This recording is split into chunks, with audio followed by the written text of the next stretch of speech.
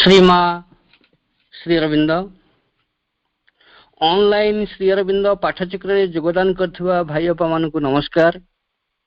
आजिर आलोच्य विषय मां को आशीर्वाद।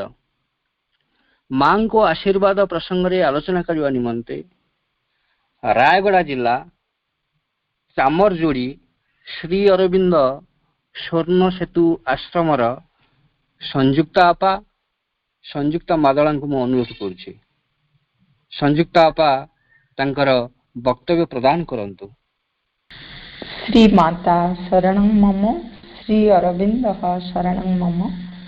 ए ऑनलाइन पाठ्यक्रम रे उपस्थित रहिथिबा आम राज्यर दूर दूरांतर समस्त अपा भाई को मोर प्रणाम श्रद्धा सम्मान। आजिर पाठचक्र रे विषयटी दियाहिछि मां का आशीर्वाद। मां एक प्रार्थना आरंभ करुछि। हे भगवान, तोर रूपांतर कार्य सुसंपन्न करने निमित्त आमे पृथ्वी रे रहिछु। एहाई आमर एकमात्र संकल्प, एकमात्र प्रवृत्ति।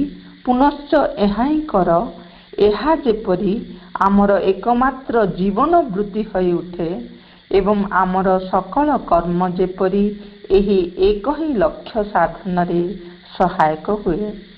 1951 जानुआरी पहलार एक नववर्षर प्रार्थना।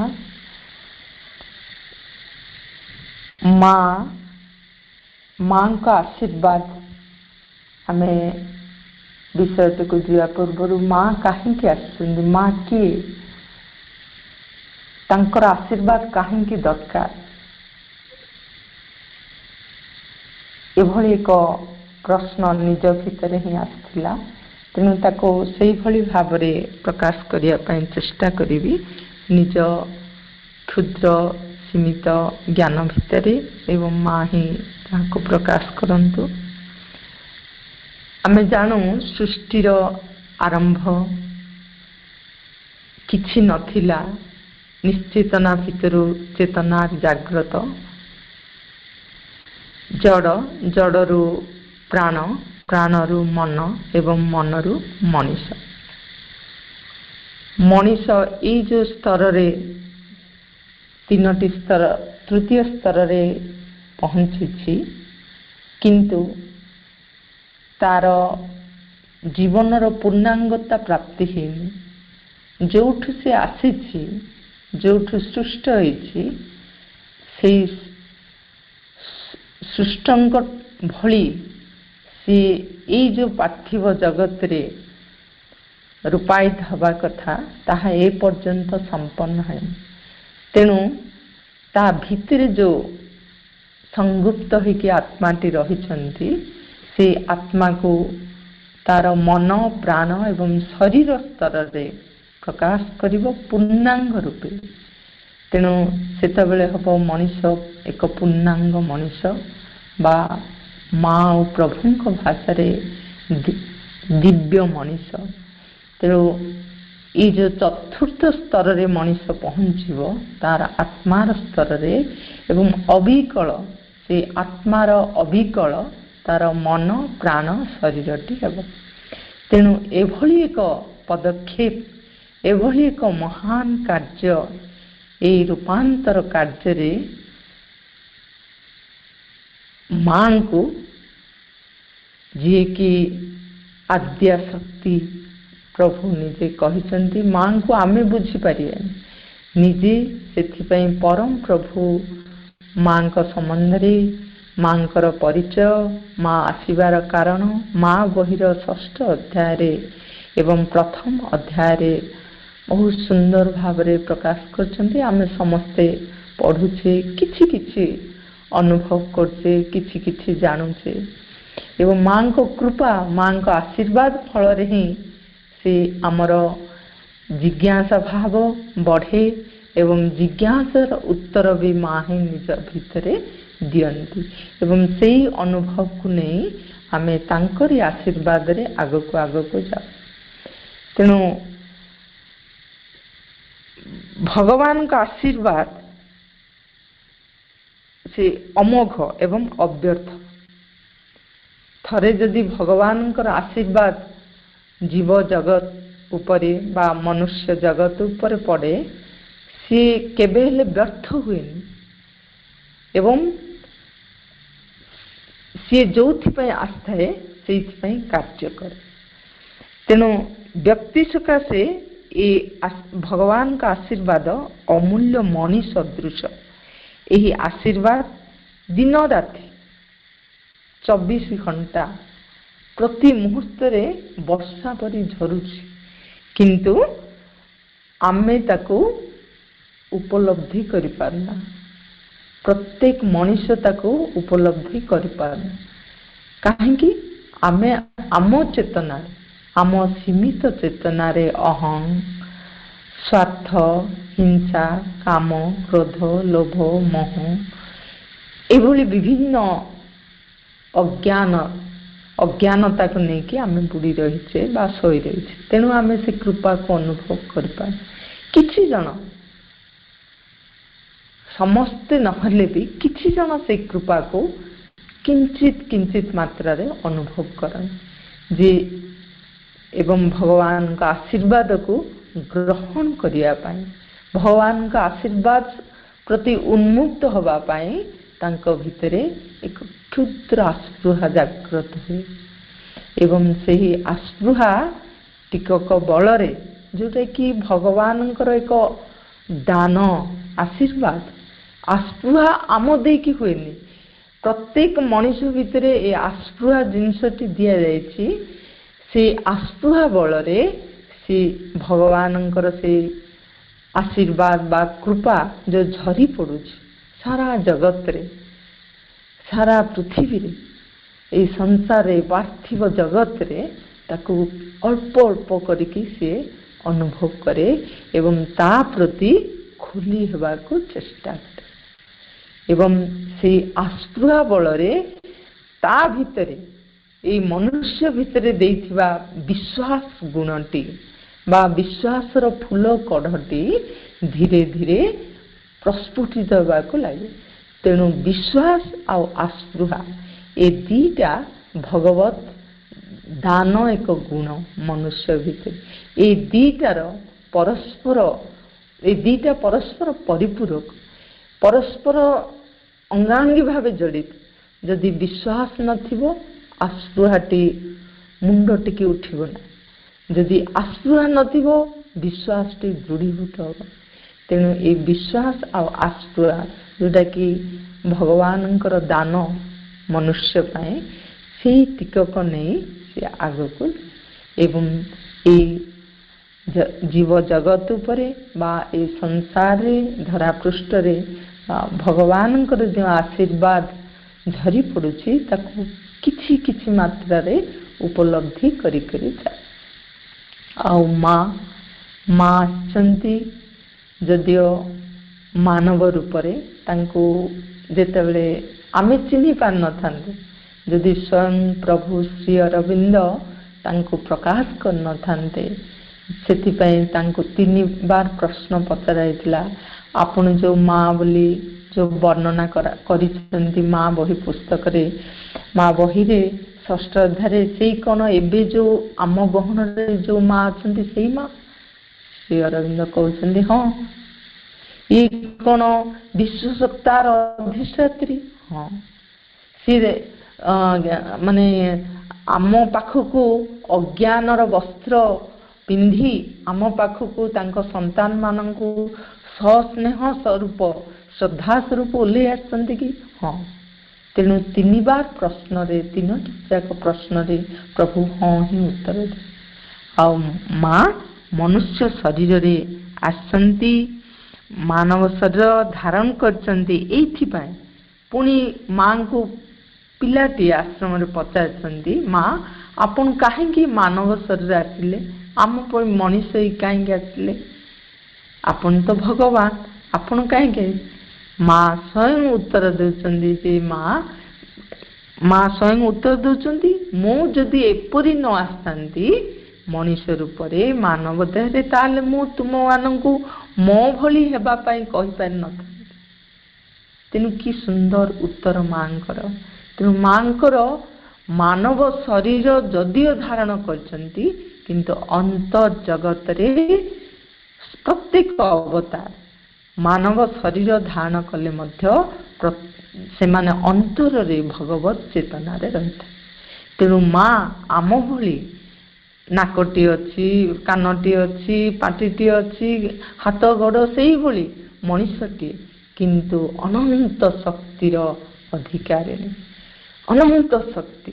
ସେ ଶକ୍ତିକୁ ଆମେ ଉପଲବ୍ଧି କରିବାକୁ ହେଲେ, ତାଙ୍କ କୃପା ପ୍ରାପ୍ତ କରିବାକୁ ହେଲେ, ତାଙ୍କ ଆଶୀର୍ବାଦ ଲାଭ କରିବାକୁ ହେଲେ ଆମକୁ ସେହିଭଳି ପ୍ରସ୍ତୁତ ହେବାକୁ ପଡ଼ିବ, ଆମକୁ ସେହିଭଳି ଜାଗ୍ରତ ହେବାକୁ ପଡ଼ିବ, ସଦା ନିରନ୍ତର ଜାଗ୍ରତ। ନହେଲେ ସେ ଆମ ପାଇଁ ସେଇଭଳି ମାଟିଏ ହିଁ ରହିଯିବେ, ସେଇଭଳି ମଣିଷଟିଏ ହିଁ ରହି। ଥରେ ଯେତେବେଳେ ଆଶ୍ରମର ଡାଇନିଂରେ 2 ଜଣ ସାଧକ ମାନଙ୍କ ଭିତରେ ଗଣ୍ଡଗୋଳ ଆରମ୍ଭ ହେଲା, ସେଇ ଗଣ୍ଡଗୋଳ ପାଟିତୁଣ୍ଡ କଥା ନେଇକି ଆଶ୍ରମର ଯିଏ ବୁଝୁଥିଲେ ଦାୟିତ୍ୱ ଡାଇନିଂର, ସେ ଯାଇକି ମାଙ୍କୁ ଖବର ଦେଲେ, ମା ଆଶ୍ରମରେ 2 ଜଣ ସାଧକ ଭିତରେ ଜୋରରେ ଗଣ୍ଡଗୋଳ ହେଉଛି। ମା କହିଲେ, ମୁଁ ସେଇଥିପାଇଁ ଆସିନି, ମୁଁ ସେମାନଙ୍କୁ ମୁଁ ଆସିଛି ଊର୍ଦ୍ଧ୍ୱ ଜଗତକୁ ନେଇଯିବା ପାଇଁ। ସାଧାରଣ ଜୀବନକୁ ଜଣେ ଅନାୟାସରେ ଖସିଯିବ, ତଳକୁ ଯାଇପାରିବ, କିନ୍ତୁ ମୁଁ ସେଇଥିପାଇଁ ଆସିନି। ମୁଁ ଆସିଛି ଏଇଥିପାଇଁ ତୁମମାନଙ୍କୁ ସାଧାରଣରୁ ଅସାଧାରଣ ଆଡ଼କୁ ନେବା ପାଇଁ, ଅଦିବ୍ୟରୁ ଦିବ୍ୟ ଆଡ଼କୁ, ଅଜ୍ଞାନରୁ ଜ୍ଞାନ ଆଡ଼କୁ, ଅନ୍ଧାରରୁ ଆଲୋକ ଆଡ଼କୁ ନେବା ପାଇଁ ଆସେ। ତେଣୁ ମା ଯଦିଓ ଏଇ ଶରୀର ରୂପୀ ଅବତାର ହେଇକି ଆସିଛନ୍ତି ମାନବ ଦେହରେ, କିନ୍ତୁ ଚେତନାରେ ଏବଂ ତାଙ୍କ ଅନ୍ତର୍ଜଗତରେ ଅନ୍ତର୍ଜୀବନରେ ସେ ଥିଲେ ମହାନ ଶକ୍ତିଧାରୀ। ତେଣୁ ତାଙ୍କର ଆଶୀର୍ବାଦକୁ, ତାଙ୍କ କୃପାକୁ ଲାଭ କରିବା ପାଇଁ ଆମକୁ ସେହିଭଳି ଏକ ଦୃଢ଼ ଆସ୍ପୃହା, ଦୃଢ଼ ସଂକଳ୍ପ ଏବଂ ଅବିରତ ଭାବରେ ନିରନ୍ତର ଭାବରେ ଚେଷ୍ଟା ଲାଗି ରହିଥିବ, ପ୍ରାର୍ଥନା ଲାଗି ରହିଥିବ। ଏବଂ ତା ଫଳରେ କ'ଣ ହେବ? ମାଙ୍କର ଶକ୍ତି, ମାଙ୍କର ଚେତନା, ମାଙ୍କର ଜ୍ଞାନ, ମାଙ୍କର ଆଲୋକ ଆମ ଭିତରେ ପ୍ରବେଶ କରିବା ପାଇଁ ଧୀରେ ଧୀରେ ବାଟ ପାଏ। ଯଦି ଆମେ ବାଟଟା ବନ୍ଦ କରିଥିବା, ଆମ ହୃଦୟକୁ ଖୋଲି ନଥିବା, ତାଙ୍କ ପ୍ରତି ଉନ୍ମିଳିତ ନ ହେଇଥିବା, ତାହେଲେ ସେ କାହିଁକି ଆମ ପାଖରେ ପହଞ୍ଚିବେ? ଯେମିତି କହିଦେଲେ, ମୁଁ ସେ 2 ଜଣ ସେଇଥିପାଇଁ ଆସିନି, ମୁଁ ତାଙ୍କ କଥାରେ ମୁଣ୍ଡ ପୁରେଇବା ପାଇଁ ଆସିନି। ଯଦି କିଛି ବୃହତ୍ତର ଚାହୁଁଛ, ତେବେ ମୁଁ ସେଇଠି ସହଯୋଗ କରେ। ତେଣୁ ମା ହେଉଛନ୍ତି ସେହି ଶକ୍ତି, ସେହି ଚେତନାର ଅଧିକାରିଣୀ, ଯିଏକି ଆମ ପାର୍ଥିବ ଜୀବନକୁ, ଆମର ଏ ସାଧାରଣ ଜୀବନକୁ ଦିବ୍ୟ ଜୀବନରେ ରୂପାନ୍ତର କରିଦେବେ। ଯେଉଁ ସୁନା ମୁଣ୍ଡାରୁ, ଯେଉଁ ଅମୂଲ୍ୟ ରତ୍ନରୁ, ଯେଉଁ ପରମ ଚେତନାରୁ ଆମେ ଆସିଛେ, ସେହି ପରମ ଚେତନାରେ ଗୋଟା ସୁଦ୍ଧା ପରିଣତ କରିବେ, ସେଇଭଳି ଏକ ମା। ତେଣୁ ସେହି ଦିବ୍ୟ ଜନନୀଙ୍କୁ ଆମେ ଅନାୟାସରେ ପାଇଛେ ଏବଂ ଆମକୁ କୃପା କରିକି ପ୍ରଭୁ ଶ୍ରୀ ଅରବିନ୍ଦ ମାନବ ଜାତିକୁ ଧରେଇ ଦେଇଛନ୍ତି। ଏବଂ ଆମ ଭଳି ଅଜ୍ଞାନ ସନ୍ତାନମାନଙ୍କ ପାଖରେ ମା କୃପା କରି ଓହ୍ଲେଇ ଆସିଛନ୍ତି ଯେ ଆମକୁ ଉଠେଇ ନେବା ପାଇଁ। ତେଣୁ ଏ ଉଠେଇ ନେବା ପାଇଁ ମାଙ୍କ ଆଶୀର୍ବାଦ ଆମ ପାଇଁ ନିହାତି ଅପରିହାର୍ଯ୍ୟ, ଆମେ ପାରିବାନି। ତେଣୁ ମା ବହିରେ ପୁଣି ପ୍ରଭୁ ଲେଖିଛନ୍ତି, କୌଣସି ମାନସୀ ତପସ୍ୟା ନୁହେଁ, ମଣିଷ ତପସ୍ୟା କରି ତାର ସାଧନା ଚେଷ୍ଟା କରି ଯେତେ ଉପରକୁ ଉଠୁନା କାହିଁକି, ଯେତେ ମହାନ ହେଇଥାଉ, ଯେତେ ବିଜ୍ଞ ହେଇଥାଉ, କିନ୍ତୁ ସେଠି ଯଦି ମାଙ୍କ କୃପା ନଥିବ, ମାଙ୍କ ଆଶୀର୍ବାଦ ନଥିବ, ତାହେଲେ ତାର ଅଜ୍ଞାନତା ଜ୍ଞାନ ଆଡ଼କୁ ଯାଇପାରିବ ନାହିଁ। ତେଣୁ ମାଙ୍କର ଚେତନା ହିଁ ସବୁ କିଛି କରିବ। ମାଙ୍କର କୃପା ହିଁ ଆମକୁ ଊର୍ଦ୍ଧ୍ୱରୁ ଊର୍ଦ୍ଧ୍ୱତରକୁ ନେଇଯିବ। ଏବଂ ଏହି ବିଶ୍ୱାସ ଅନବରତ ରଖିବା। ଏହି ବିଶ୍ୱାସ ଫଳରେ ଆମର ଦୈନନ୍ଦିନ ଜୀବନଟି, ଏହି ସାଧାରଣ ପାର୍ଥିବ ଜୀବନଟି ଦିନେ ନା ଦିନେ ନିଶ୍ଚୟ, ସେ କହୁଛନ୍ତି ମା ଆସିଛନ୍ତି ନିଶ୍ଚିତ ଭାବରେ এই କାର୍ଯ୍ୟ ହବ। ଅତିମାନସ ଶକ୍ତି ଯେଉଁ ଆସିଛି, ମା ଶ୍ରୀଜନ ତାଙ୍କ ପ୍ରତିଭୁ ଏବଂ ମା ସେଇ ଶକ୍ତିର କାର୍ଯ୍ୟକାରିଣୀ ଶକ୍ତି। ତେଣୁ ନିଶ୍ଚିତ ଭାବରେ ଦିନେ ସମ୍ପନ୍ନ ହେବ। ଏଇଟା କେବଳ ବାକ୍ୟରେ ନୁହେଁ, କଥାରେ ନୁହେଁ କି ଚିନ୍ତାରେ ନୁହେଁ, ଏଇଟା ନିଶ୍ଚିତ ଭାବରେ ସମ୍ଭବ ହେବ ଯେ ଏଇଠି এই ପାର୍ଥିବ ଜଗତରେ, এই ଜଡ଼ ଜୀବନରେ, ଜଡ଼ ଜଗତରେ ଦେବ ଜୀବନ ସମ୍ପାଦିତ ହେବ, ଦିବ୍ୟ ଜୀବନର ସମ୍ପାଦନ ହେବ। ତେଣୁ ଏଇ ନିଶ୍ଚିତତା ନେଇକି ଆମେ ଆଗକୁ ଯିବା। ଆମେ ତାହେଲେ ଦେଖିବା, ଆମେ ତାଙ୍କର ଆଶୀର୍ବାଦ ପାଇବା ପାଇଁ ମା ହିଁ ସବୁ କିଛି। ଯେମିତି ପ୍ରଭୁ କହିଲେ ଯେ ମାଙ୍କୁ ପାଇଲେ ସବୁ କିଛି ପାଇ ହୁଏ, ମାଙ୍କ ଭିତରେ ସବୁ କିଛି ଅଛି।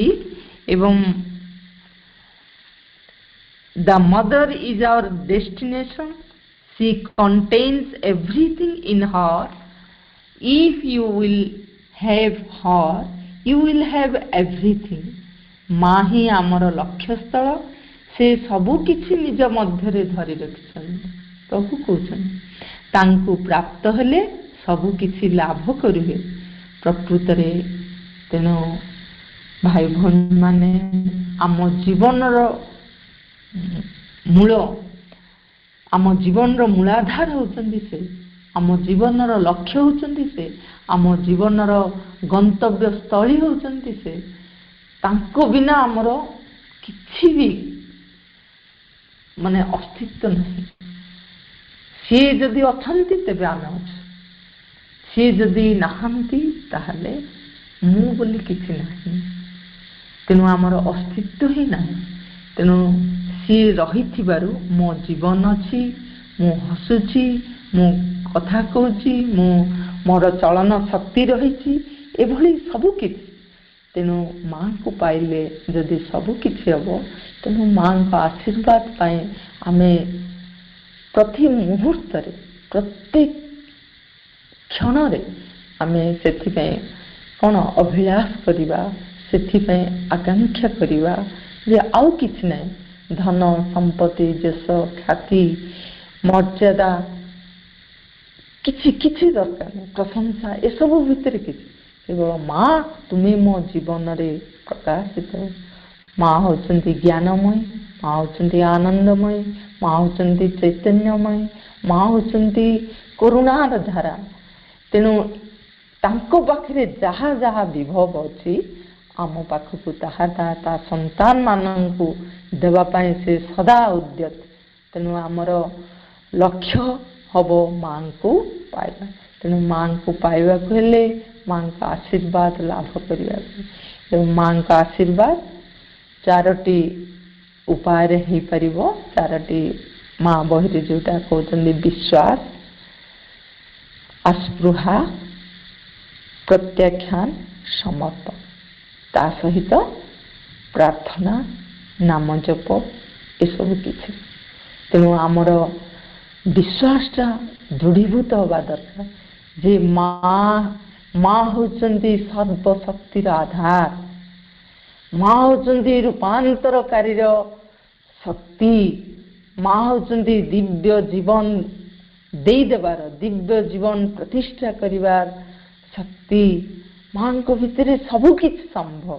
ଏ ବିଶ୍ୱାସ ଆମର ପ୍ରତିଟି ରକ୍ତ ବିନ୍ଦୁରେ ରହିବା ଦରକାର, ପ୍ରତିଟି ସତ୍ତା ଭିତରେ ରହିବା, ପ୍ରତିଟି ଅଣୁ କୋଷାଣୁ ଭିତରେ ଦିନକୁ ଦିନ ଅଧିକରୁ ଅଧିକ ବଢ଼ିବାରେ ଲାଗିଥିବ।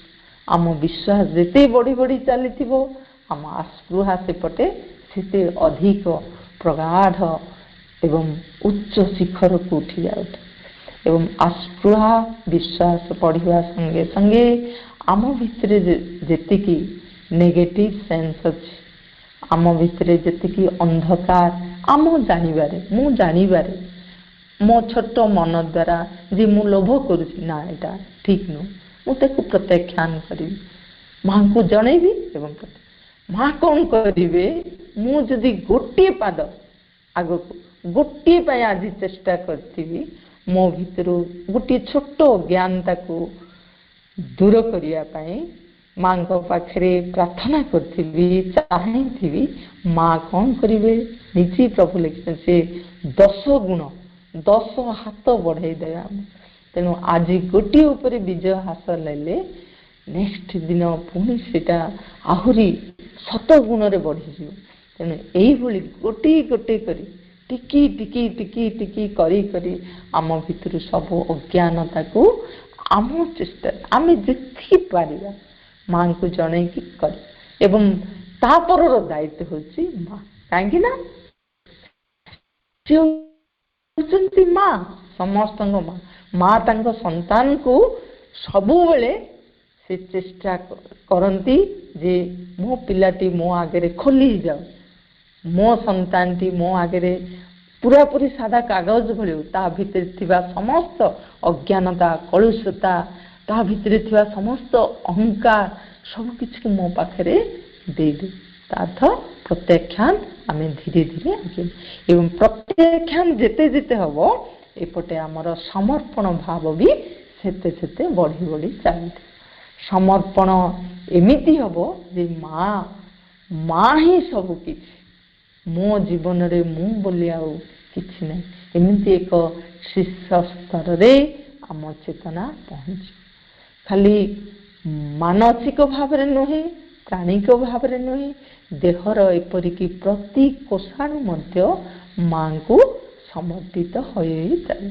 ଯେମିତି ମାଙ୍କ ଲିଖିତ ରାଧାଙ୍କ ପ୍ରାର୍ଥନା ଭଳି ଯେ ସବୁ କିଛି ଦୁଃଖ ସୁଖ ପ୍ରତ୍ୟେକ ରକ୍ତ ବିନ୍ଦୁ ତାଙ୍କର, ଏଇ ଧୀରେ ଧୀରେ ସମର୍ପଣ ଭାବ ଯେତେ ବଢ଼ି ବଢ଼ି ଚାଲିଥିବ ଆମେ ମାଙ୍କର ସେତେ ନିକଟ ହେଇ ଚାଲିଥିବ।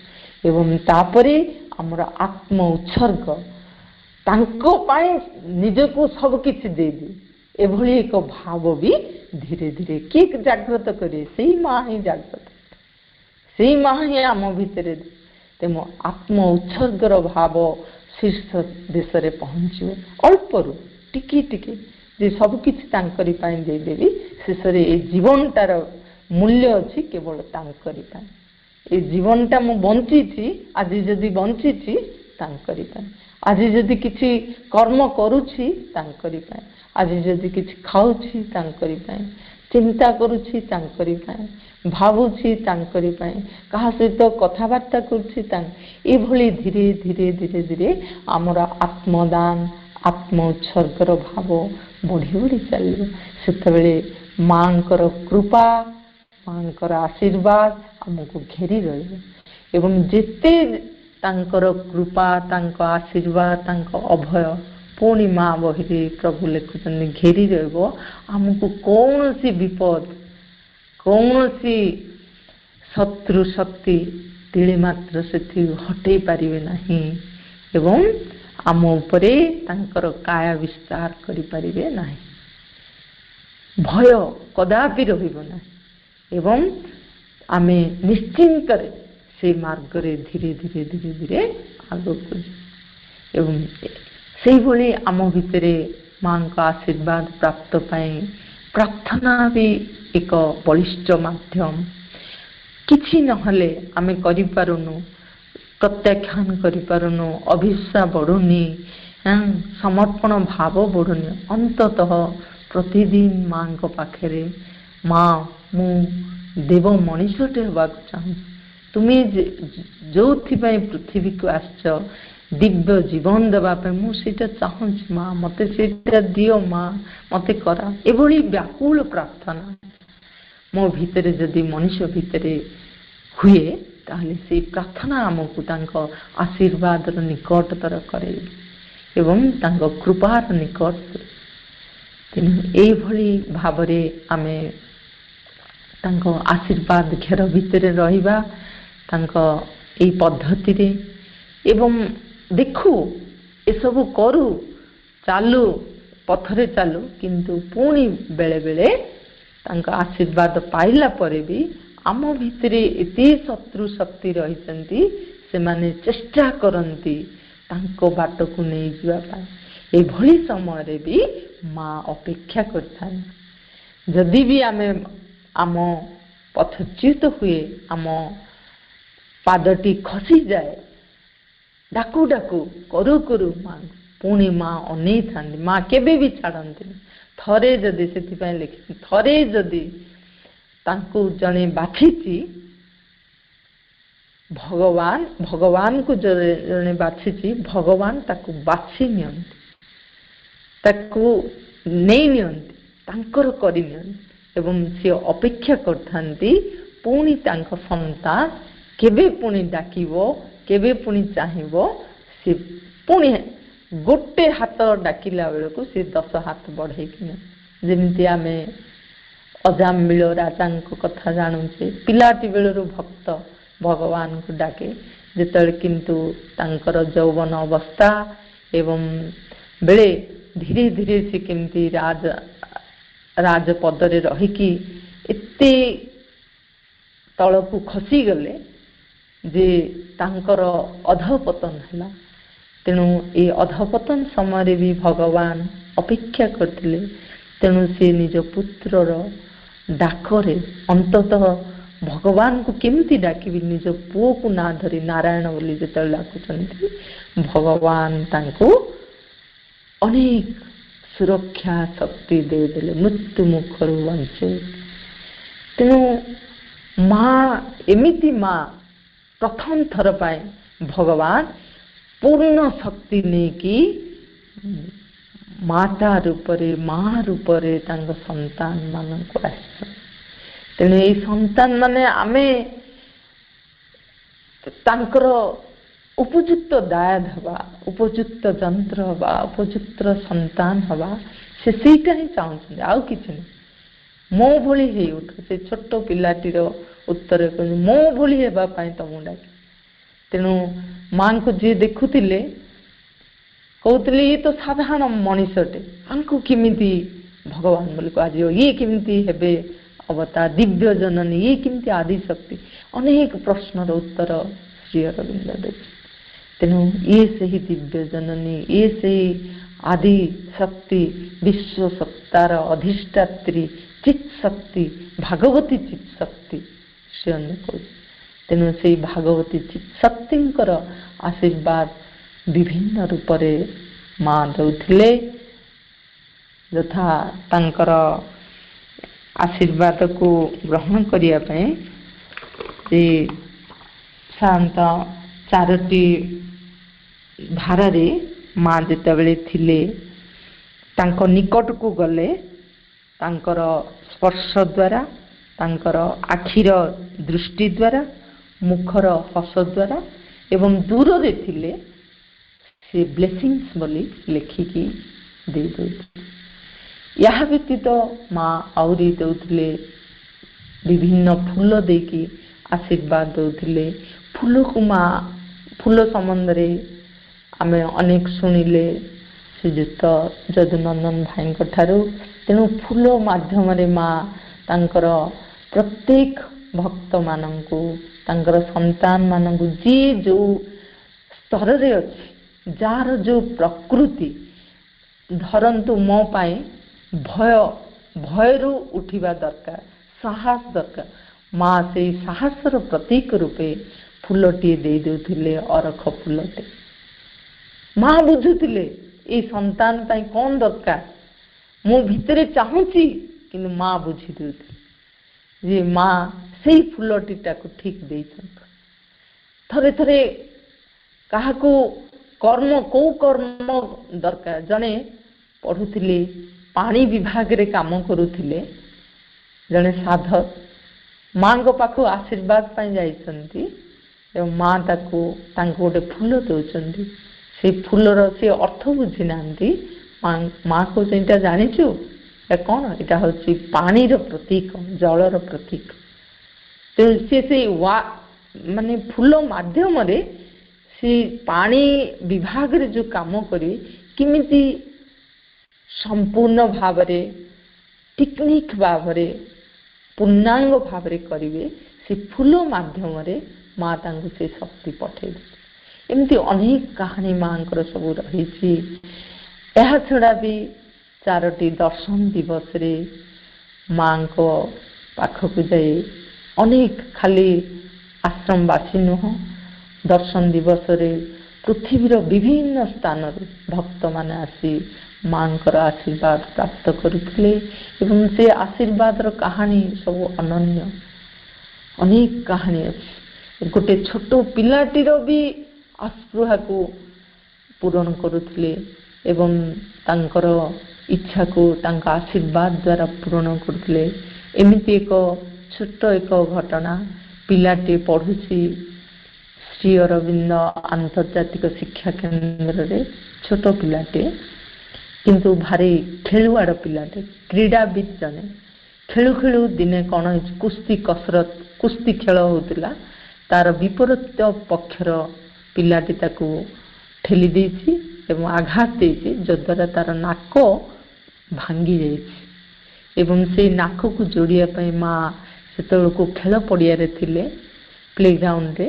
माँ को पाखु खबर गला, माँ डॉक्टर सान्याल को पठाउछंती जा जाय कि तांकर चिकित्सा करिया पई, किंतु सान्याल डॉक्टर सान्याल ताहा करि पारलेनी। एवं खबर निया गला सेते बेले मद्रास रे द्वितीय विश्व युद्धर जो सैनिक मानकर सेमती नाक हाथ ए सब जखम होइतिला, भांगी जाइतिला, ताकू माने पुनर्रोपण करिबा ए कार्य जने डॉक्टर करुथिले, जे कि मद्रास रे थिले। से खबर निया जाय पिलाटी को सेठी पठाला एवं मासे सेठी से रहिले।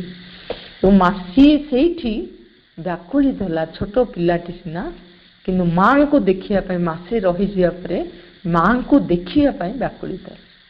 एवं मासे परे एभली अवस्था रे तार तलर अंग सब अकाम हो जाइतिला, पैरालिसिस जोटा ताको आक्रमण होइतिला। तेणु पिलाटी आ उठी पार नथिला। तेणु डॉक्टर माने कहिले मासे परे ताको छाड़ी देले, ए नाक सर्जरी काम सरी, किंतु जंत्रणा होता नाकर एवं उठी पार न थाए, बेड रे ही सेमती सोई थाए। पिलाटी चली आसला आश्रम को एवं पिलाटी भितर व्याकुल होता है जे माँ को केमती देखियो, माँ को दर्शन कर। माँ ता अंतर कथा बुझी प्लेग्राउंड से दिन से ठीक कले माँ जी मु आज से पिलाटी को माँ को पाख खबर गला एवं माँ कहले मु आज से पिलाटी को देखिया। माँ आसिले, पिलाटी बहुत खुशी जी तार डाक माँ शुणी, तार आश्रय शुणी।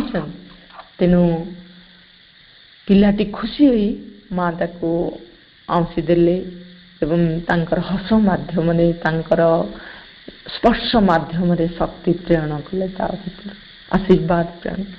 पिलाटी जिते माँ जीवाक बाहर पिलाटी पचार माँ तुम्हें पुणी केतबेले आसीबो? माँ कहले तुम्हें जेतेबेले उठिकी बसिबो मु आसी। पिलाटी भितरे एते आश्रय जागी उठिला मांकर सेही कथारे सेही शब्दरे तांका आशीर्वाद ता भितरे भरी एवं बहुत निजर चेष्टा एवं आश्रय अति अल्प दिन रे उठी बसिया लगे। माँ पुणी खबर पाइले, माँ आसिले, माँ पुणी आशीर्वाद देले। आसिले पिलाटी पचार पुणी माँ आपण केबे आसीबे? माँ कहले तुमे जेतेले निजे खायो।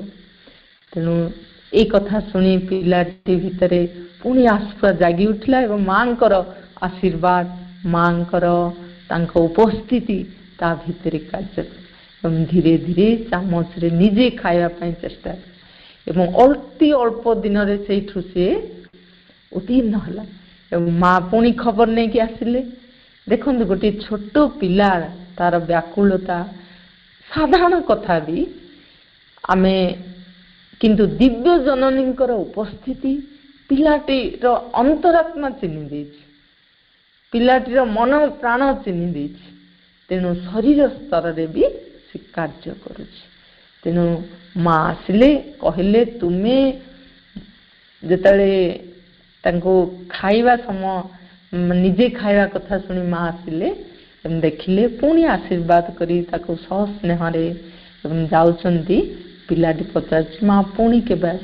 ମା କହିଲେ, ମୁଁ ଆଉ ଆସିବି ନାହିଁ, ତୁମେ ମୋତେ ଦେଖା କରିବାକୁ ଆସିବ। ଏହା ଶୁଣି ପିଲାଟି ଭିତରେ ଅନେକ ଉତ୍ସାହ ବଢ଼ିଗଲା। କେବଳ ଉତ୍ସାହ ନୁହେଁ, ମାଙ୍କର ଆଶୀର୍ବାଦ, ମାଙ୍କର କୃପା, ମାଙ୍କର ପ୍ରେମ ତା ଭିତରେ 100 ଗୁଣ 1000 ଗୁଣରେ କାମ କଲା। ଯୋଉଟାକି ଡକ୍ଟରମାନେ ଦେଖି ଯୋଉଠୁ ସେ ମାଦ୍ରାସରେ ଚିକିତ୍ସା ନେଇ ତା କହିଥିଲେ ଦୀର୍ଘ 6 ମାସ ଲାଗିବ ତାକୁ ଧୀରେ ଧୀରେ ଉଠିକି ବସିବା ପାଇଁ, କିନ୍ତୁ ମାସକ ଭିତରେ ପିଲାଟି ତାର ସମଗ୍ର ଚେଷ୍ଟା, ମନ ପ୍ରାଣ ଶରୀର ଏପରିକି ଅନ୍ତରାତ୍ମାର ଅଭିଷ୍ଠା ବଳରେ ତାର ଆତ୍ମାକୁ ବି ଲଗେଇଦେଲା ଏବଂ ଉଠିକି ଠିଆ ହେବା ପାଇଁ ଚେଷ୍ଟା ଏବଂ ଧୀରେ ଧୀରେ ଚାଲିକି ବାଡ଼ି ଧରିକି ମାଙ୍କ ପାଖକୁ, ମାଙ୍କୁ ପୁଣି ପଚାରିଲା, ମା ଆପଣଙ୍କୁ ମୁଁ କୋଉଠି ଦେଖା କରିବି? ମା କହିଲେ ପ୍ଲେଗ୍ରାଉଣ୍ଡ।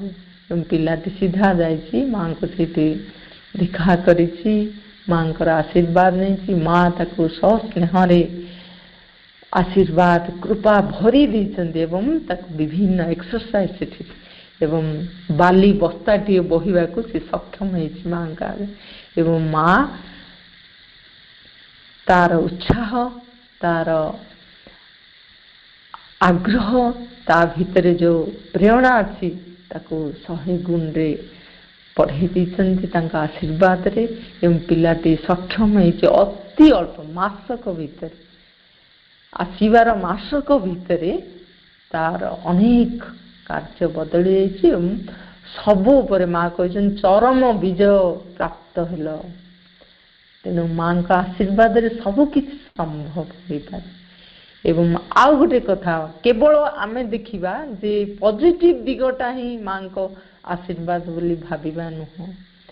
ଆମ ପାଇଁ ଯଦି ଆମ ଧାରାରେ ନ ହୋଇ ଆମର ବିପରୀତ ଦିଗରେ ଯଦି ବି ହୁଏ ତାହେଲେ ବି ତାହା ଆମ ପାଇଁ ଆଶୀର୍ବାଦ। ଏମିତି ଏକ ଆଶ୍ରମରେ ପଢ଼ୁଥିବା ଝିଅଟି, ତାର ଦେହ ଖରାପ ହେଇଛି ଏବଂ ବହୁତ ଖରାପ ହେଲା। ମା ଖବର ଦେଲେ ଯେ ତା ପ୍ୟାରେଣ୍ଟସକୁ ଡକାଅ ଏବଂ ପ୍ୟାରେଣ୍ଟସ ଝିଅଟିକୁ ନେଇକି ଯିବାକୁ କୁହ ଆଶ୍ରମ। ଆସିଲେ ବହୁ ଦୂରରୁ ଏବଂ ତା ମା ବାପା ପହଞ୍ଚିଲେ। ମା ପହଞ୍ଚିଲେ ଏକଚୁଆଲି ମା ତାଙ୍କୁ ଦିବ୍ୟଜନନୀ ନେବା ପାଇଁ କହିଲେ, କିନ୍ତୁ ତା ମାର ମୋଟେ ଇଚ୍ଛା ନଥିଲା ଯେ ପିଲାଟି ଏଇଠି ରହୁ, ମାଙ୍କ ପାଖରେ ରହୁ ଆଉ ପାଠ ପଢ଼ା ତାର ସମାପ୍ତ କରୁ। ବର୍ଷ ମଝି ଏଇଟା, ତେଣୁ ଶିକ୍ଷା ବର୍ଷର ମଝି ସମୟ, ତେଣୁ ତାର ସ୍ଥୂଳ ମାଟି ଚାହୁଁନି, କିନ୍ତୁ ଦିବ୍ୟଜନନୀ କହିଲେ ତାକୁ ନେବା ଦରକାର। ଅନିଚ୍ଛା ସତ୍ତ୍ୱେ ତାଙ୍କ ମା ତା ପାଇଁ ରେଡ଼ି କଲେ ଯିବା ପାଇଁ। ଏବଂ ଯିବା ପୂର୍ବରୁ ତା ମା ଆଉ ଝିଅଙ୍କର, ତା ମାର ଇଚ୍ଛା ହେଲା ଯେ ଅନ୍ତତଃ ମାଙ୍କୁ ଟିକେ ଦର୍ଶନ କରିକି ଯିବୁ। ତେଣୁ ଦିନ 10ଟା ସମୟରେ ସେ ବାଲକୋନିର ଗୋଟେ କୋଣରେ ଯାଇକି ମା ଝିଅ ଠିଆ ହେଇଛନ୍ତି। ତାଙ୍କ ଆଶା, ତାଙ୍କ ଭିତରର ଇଚ୍ଛା ଯେ ମା କେମିତି ମାଙ୍କୁ ଟିକେ ଦର୍ଶନ, କିନ୍ତୁ ମାଙ୍କର ସେ ସମୟ ନଥିଲା ଦର୍ଶନ ଦେବାର। ମା କିନ୍ତୁ ଏହି ସାଧାରଣ ନାରୀଟିର ଗୋଟେ ଆସ୍ପୃହା ଯେ ମା ଦେଖା କରିବେ, କିନ୍ତୁ ଏମାନେ ଆଉ ଜାଣିନାହାନ୍ତି ମା ଆସିଛନ୍ତି। ମା ଆସିକି କବାଟ କୋଣରେ, କବାଟ ଦ୍ୱାର ମୁହଁରେ ତାଙ୍କୁ ଦେଖା ଦେଇକି ପଳେଇ ଯାଇଛି, କିନ୍ତୁ ଏମାନେ ଜାଣିନାହାନ୍ତି ମା ତାଙ୍କୁ। ଯେତେବେଳେ ଏମାନେ ଫେରିକି ଆସୁଛନ୍ତି, ଝିଅଟିକୁ ନେଇକି ଯିବାକୁ ରେଡ଼ି ହେଉଛନ୍ତି, ନଳିନୀକାନ୍ତ ଗୁପ୍ତଙ୍କୁ କହୁଛନ୍ତି ଯେ ମାଙ୍କୁ ଆମେ ଦେଖା କରିବାର ଥିଲା ଆଉ ତାଙ୍କ ଆଶୀର୍ବାଦ ନେବାର ଥିଲା, ଆମେ ଯାଉଛୁ, ପ୍ରଣାମ କରି ଫେରିଯାଉ। ନଳିନୀକାନ୍ତ ଗୁପ୍ତ ସେ କଥା ଯାଇକି ତା ପରଦିନ ମାଙ୍କୁ ଜଣାଉଛି। ମା କହିଲେ, ହଁ ମୁଁ ଯାଇକି ତାଙ୍କୁ ଦେଖା କରିଛି। ମା ଝିଅ ସେଇ କୋଣରେ ଠିଆ ହେଇଥିଲେ, ସବୁ ମା ଟିକନିକ କହି କୋଣରେ ଠିଆ ହେଇଥିଲେ